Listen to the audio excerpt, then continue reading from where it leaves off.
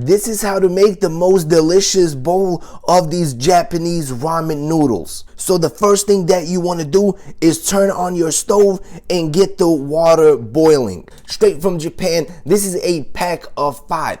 This flavor is freaking amazing. Also, they come with the spiciness as well that you can adjust. If you add the full packet of spice, man, you're definitely going to feel the heat. Personally, that is how I like them, hot and spicy. Here are our flavors and our spicy sauce. As you can see, these ramen noodles are very thick. We're simply going to dump them into boiling water. After cooking for 5 minutes, we gotta drain the water. In goes the cheese powder. You wanna spread it all around, just like that. Next is the spicy sauce. If you're a fan of spice, add the whole thing.